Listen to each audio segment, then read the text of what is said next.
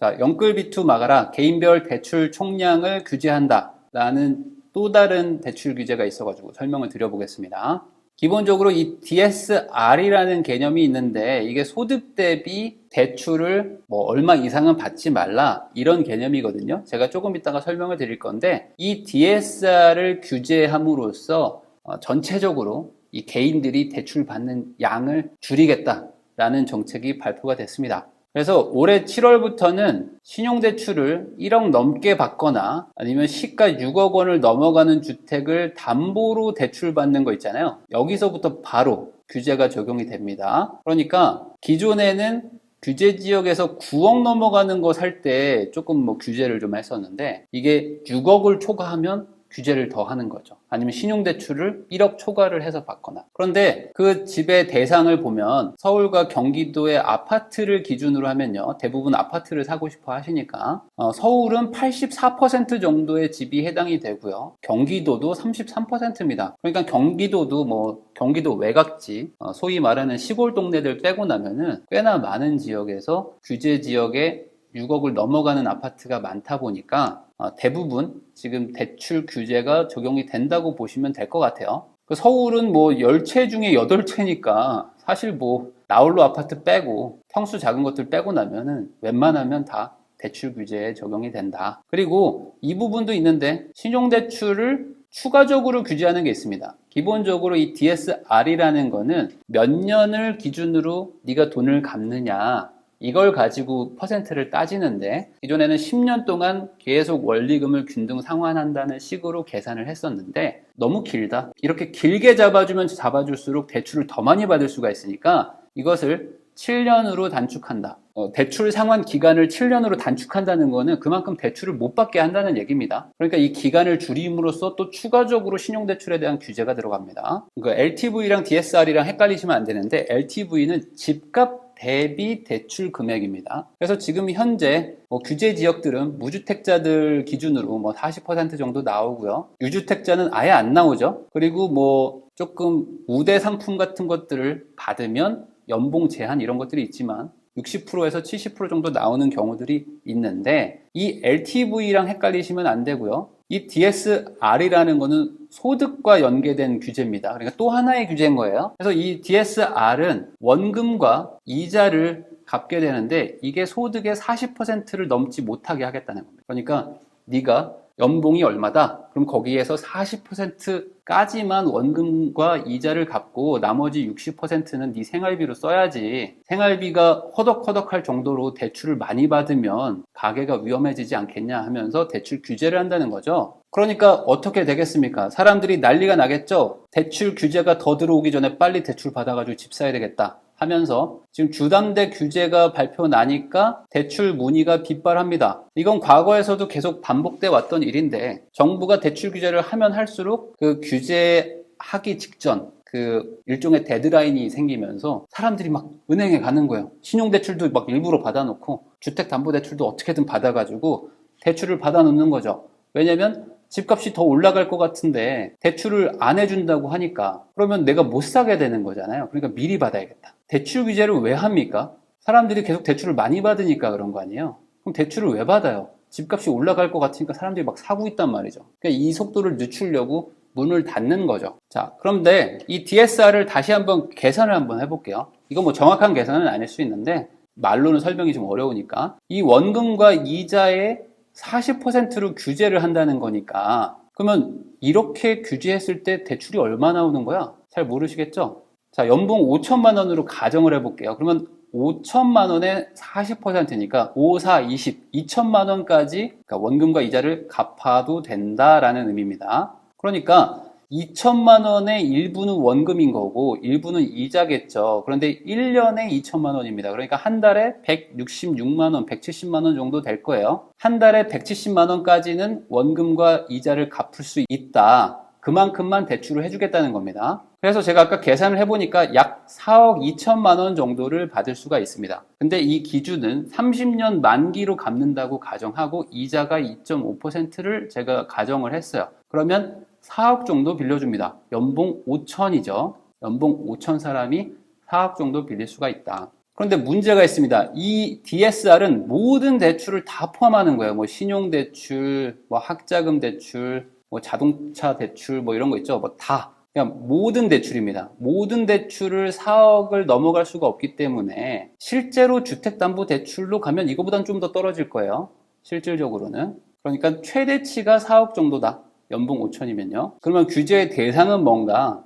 기사를 보여드리면 아까도 말씀드렸듯이 현재는 9억 초과하는 주택들, 그리고 연소득이 8천만 원을 초과하면서 신용대출 1억이 넘어가는 곳들, 이런 분들만 규제 대상이었는데 이게 7월부터 좀 2달 남았죠. 2달 뒤는 6억 원 초과하는 곳들은 다 규제 대상이 되고 신용대출은 1억을 넘어가면 무조건 규제 대상입니다. 그리고 내년 7월, 1년 뒤에는 대출이 2억이 넘어가면 무조건 DSR 규제가 들어간다. 그리고 23년도부터는 1억 이상인 대출은 다 되는 겁니다. 그러니까 이게 점점 더 빡세지는 거예요, 이게. 그러니까 사람들이 7월 전에 뭘 받아야 되겠다. 빨리 뭘 받아야 되겠다라고 하면서 막 은행에 간다는 거죠.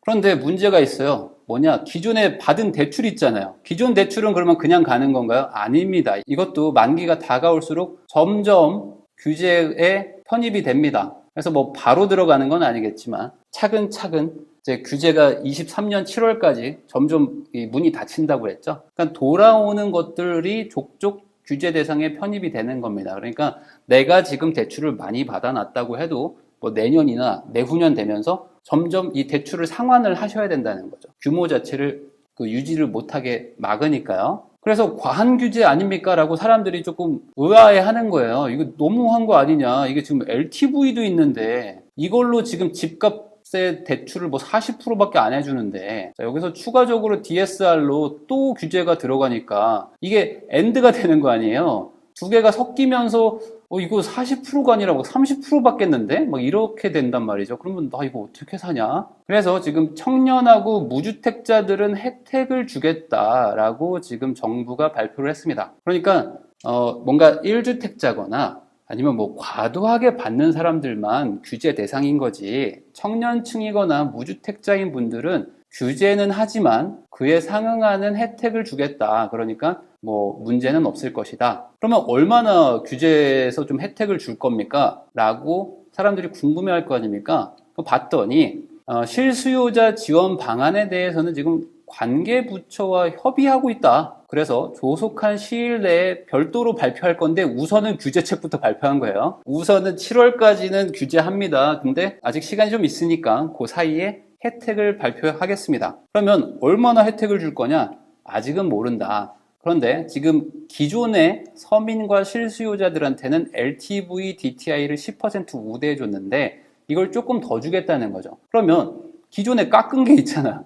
7월까지 깎는다잖아요, 지금. 깎아서 얼마 줄 건데 이게 핵심이죠. 그럼 나머지만큼 내가 결국에는 규제 받는 거 아닙니까? 그래서 기존보다 더 주는 건지 아니면 요 정도 줘서 이만큼 내가 규제를 받는 건지는 지금 아직 결정이 된 바는 없습니다. 자, 그런데 지금 민주당에서 신임 당대표가 지금 선출이 됐거든요. 근데 송영길 의원이 당대표가 됩니다. 근데 이분이 이런 얘기를 했어요. LTV랑 DTI 규제를 90%까지 풀어줘야 된다. 90%를 풀어줍시다 라고 하던 분이 지금 당선이 됐습니다. 그래서 이거를 90%까지 풀어준다고 하는 분인데 아까 정부 지금 금융위원회에서는 지금 규제한다고 그랬단 말이죠. 그러면 여기서 90%로 풀어주는 건가? 뭐가 어떻게 돌아가는 건지 잘 이해를 못하는 상황이에요. 정부가 규제한다고 하자마자 당대표는 90%를 풀어주겠다고 한 사람이 당선이 되니까 이게 어떻게 돌아가는 거지? 자, 그런데 이 송영길 대표는 인터뷰를 한 게 있는데 라디오에서 집을 갖고자 하는 젊은이에게 LTV랑 DTI 규제를 하니까 이게 말이 되냐? 그래서 10억짜리 집을 사려고 하는데 대출을 4억을 빌려주니까 현금 6억 있는 사람만 집을 사는데 현금 6억이 어딨냐? 그러면서 이분이 이건 말이 안 된다. 그러니까 결국에 이 현금 가진 부자들만 집을 살 수 있는 거고 이게 지금 장기간 이어져 오면서 양극화를 만들어냈다. 그러니까 이게 아니라 무주택자들이고 아니면 뭐 청년층 이런 사람들은 은행 이자를 낼 수 있다면 그 능력에 맞춰서 최대한 대출을 해주자. 그래야지 내 집 마련이 되고 주거 안정이 되는 거 아니겠냐라고 강력하게 말한 분이에요. 그러니까 이거는 오히려 혜택 수준이 아니라 파격적인 규제 완화죠. 그래서 당대표의 공약만 보면은 이거는 규제책을 발표한 타이밍이 좀 이상합니다. 근데 실수요자 지원 방안은 관계부처와 협의를 하거든요. 이 관계부처라는 건 당연히 이제 정부겠죠. 근데 정부와 여당은 같이 가는 건데 여당 당대표는 90% 얘기를 하고 있으니까 이 뭐지? 그래서 지금 이 청년 무주택자 대출 규제 완화에 대해서 뭐 비문과 친문의 입장차가 뭐 극명하다 뭐 이렇게 얘기를 하는데 이 송영길 당대표는 뭐 비문으로 분류가 된다고 하고요. 나머지 분들은 뭐 친문으로 분류가 된다고는 하는데 여기에 지금 입장차가 있는 거예요. 이게 지금 넘을 수 없는 벽이 하나 있는 거예요. 여기서. 여긴 대출을 풀어주자. 그리고 안 된다. 지금 정부 기조가 지금 규제책인데 왜 풀어주냐 하는 그 당 내에서 의견들이 지금 맞붙고 있는 상태인 거죠. 그래서 만약에 현재 정부 기조대로 지금 어쨌든 규제를 하잖아요. 규제하고 살짝 풀어주는 정도의 이 정부 기조가 그대로 이어진다면 결국에 아까 제가 말한 대로 큰 폭의 대출 규제를 먼저 하고요. 일부 특정 조건인 사람들만 조금 풀어주는 정도가 되지 않을까. 그러니까 결론적으로는 규제인데 라는 걸로 저는 보입니다. 그래서 이게 지금 시간이 지나면 지날수록 이제 규제가 정확하게 나오겠죠? 그렇게 되면 어쨌든 현재보다는 좀 상대적으로 지금 무주택자 분들이나 뭐 저소득층 입장에서는 소득 대비 규제가 추가적으로 생기는 거니까 내 집 마련은 조금 더 어려워지는 게 아닐까라는 생각입니다. 그런데 또 이 와중에 지금 정부가 추진하고 있는 게 또 있어요. 뭐냐면 40년 초장기 대출을 지금 추진하고 있거든요. 지금은 만기가 30년짜리인데 30년이 아니라 40년으로 늘려주겠다. 이 기간을 늘려주면은 그만큼 대출을 많이 해줄 수 있는 거거든요. DSR이 원금과 이자를 1년에 소득의 40%밖에 갚지 못하게 하는 거니까 이 기간을 늘려버리면 원금 갚는 그 금액 자체가 줄어든단 말이죠. 30분의 1로 나눈 게 아니라 40분의 1로 나누니까 이 초장기 대출은 또 대출을 많이 해주겠다는 겁니다. 그러니까 결론만 말하면 지금 규제를 딱 해놓고 일부는 좀 풀어주고 그리고 또 일부에 한해서는 초장기 대출 같은 걸 풀어주면서 어떻게든 좀 규제를 선별적으로 하고 싶은 거죠. 이 사람들은 규제하고 나머지 사람들은 규제를 안 받는 쪽으로 해보려고 하는 것 같습니다. 그런데 저는 이제 항상 드는 의문인데 이거죠. 왜 능력대로 대출을 해주지 않는가? 그러니까 능력이 있는 사람들은 대출을 많이 해주면 되는 거고 능력이 안 되면 대출을 안 해주면 되는 거죠. 아주 심플한 거잖아요. 우리가 누군가한테 돈을 빌려줄 때 얘가 갚을 능력이 있느냐를 보는 거지 얘가 갚을 능력이 없는데도 돈을 빌려주는 사람은 없잖아요. 그래서 저는 개인적으로는 LTV와 DSR은 같이 하면 안 된다고 생각하는 사람이거든요. 이거는 집값에 대한 규제고 이건 소득에 대한 규제인데 아니 이것만 하든지 둘 중에 하나만 해야지 이걸 둘 다 하니까 여기서도 규제를 한번 얻어맞고 여기서 규제 또 얻어맞으니까 집을 살 수가 없습니다. 제가 예를 한번 들어드릴게요. 연봉 2억인 부부가 있다고 생각을 해볼게요. 의사라고 가정을 해봅시다. 한 뭐 3인 가족이 있다고 칩시다. 그러면 이 사람들이 단순히 지금 DSR이 40%로 잡히게 되니까 이걸 계산해보면 약 한 17억? 한 18억 정도 빌려도 돼요. 이분들이 지금 소득이 높으니까 소득의 40%까지는 원금과 이자를 갚으면 되잖아요. 그러니까 이분들은 엄청나게 많이 나오겠죠. 그러니까 월 한 700만 원 정도 원리금을 갚는 거는 이분들한테 크게 부담되는 게 아니다. 그걸 30년 동안 천천히 갚으면 되는 거고 이자도 뭐 요즘에 낮으니까요.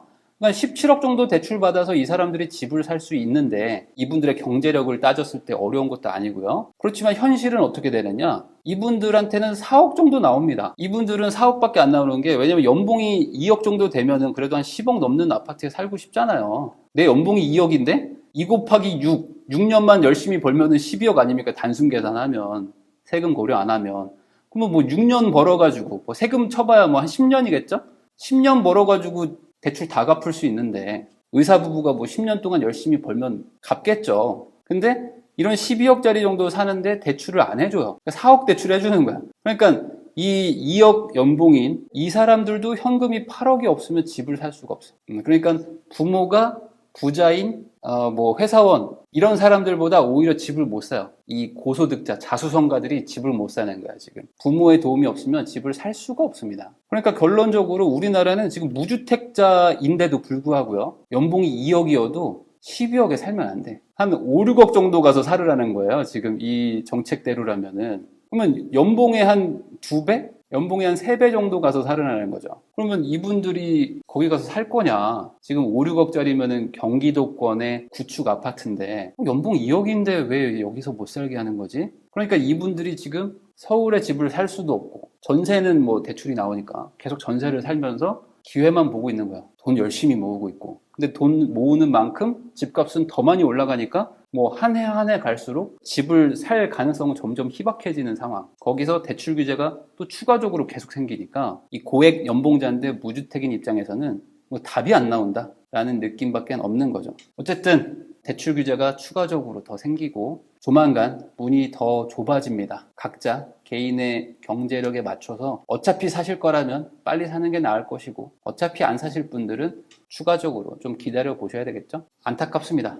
계속 문은 막히니까 빨리 산 사람들만 승자가 되고 조금 주저주저 했던 사람들은 어떻게 할 방법이 없는 이 시기가 지금 계속 이어지고 있다. 이분들의 분노를 어떻게 해결을 해야 될지 아무도 해결해 주지 않는 이 분노가 좀 안타깝다는 말을 전하면서 영상 마무리하겠습니다.